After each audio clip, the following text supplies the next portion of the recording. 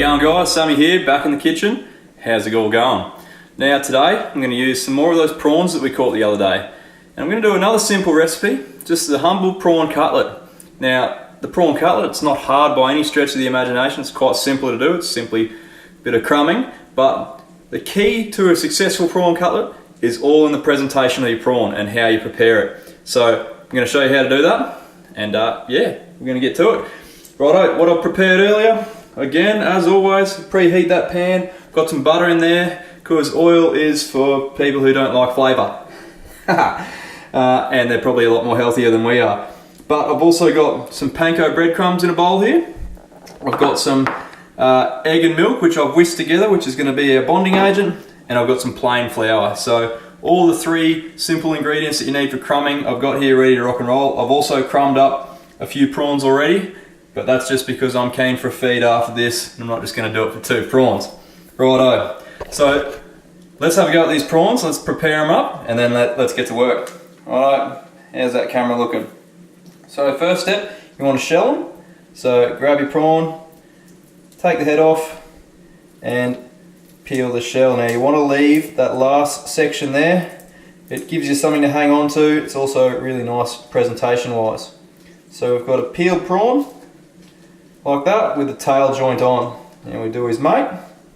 Same thing, take the head, get your thumbnail under those sections of shell, peel it all off, should all come off in one go. It takes the legs with it, and boom, ready to rock and roll.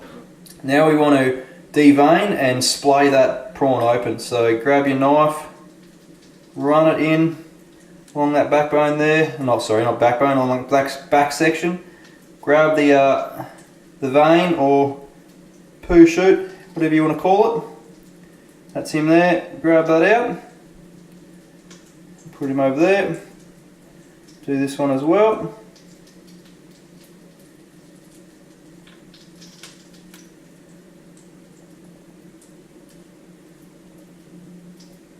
Like so.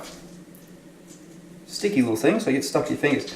Now what we want to do is grab this prawn. We want to fillet it like that so it's nice and flat so we can fry it up. So you can put it on the cutting board, it's probably safer if you do it like that. Grab your knife, run it too, but you don't want to cut all the way through. If you cut all the way through, you're going to end up with 2 pieces. You want to leave just a little thin layer there. Boom. Like so. So you see, it's not broken in the middle, but we've got a nice flat section of prawn there. I could probably even take that back a bit further. There you go. Beautiful. And I'll do this second one. Same thing. Lay it on the cutting board. Knife down where you've just cut to devein. Run it down, don't go all the way through. And then flatten it out nicely like that. So we've got 2 prawns ready for the next step of the process. So what we want to do is we want to put them in the flour. So coat them in the flour. It's going to get messy on the old fingers, guys. There's no real way of avoiding it apart from getting someone else to do it. So yeah, just deal with it. And chuck his mate in there. So you want to lay them out flat. So if you can get all the flour on all the sides, the less chance it's going to stick when it goes into when it goes into the other mixtures. Right. So they're ready to go. Into the egg wash. Give it a nice coating on that. And then nice and flat into that panko crumb. So make sure it's nice and flat, and use your fingers to press it in so it all sticks nice and good, and gets a nice coating on there as well. Beautiful. So there we have beautifully crumbed cutlet. I'll put that with his mates. Do this second guy. Same thing. Chuck him in that egg wash. Make sure it's all coated up nicely. Well, nice and flat into the panko crumbs.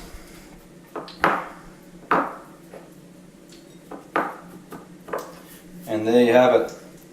Got a plate full ready for cooking. Now you're going to end up with stuff on your hands, so take a moment, wash your hands, otherwise it's going to go everywhere. So our pan, it's all preheated. We've got that butter nice and hot.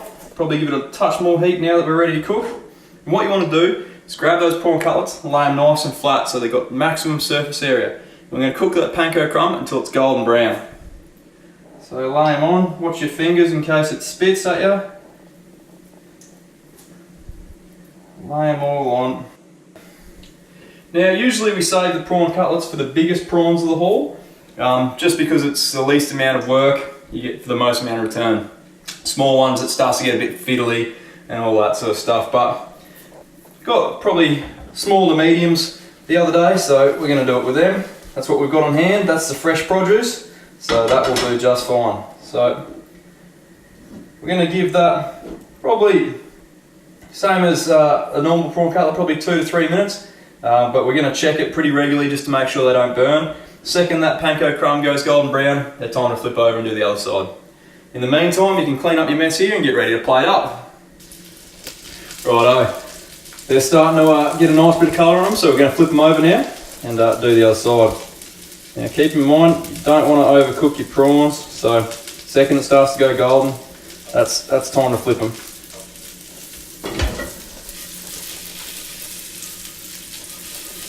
Swirl them around so they all get a nice coating of that butter. This second side shouldn't take long at all. Alright, second side's done. Dish that gas and grab them out.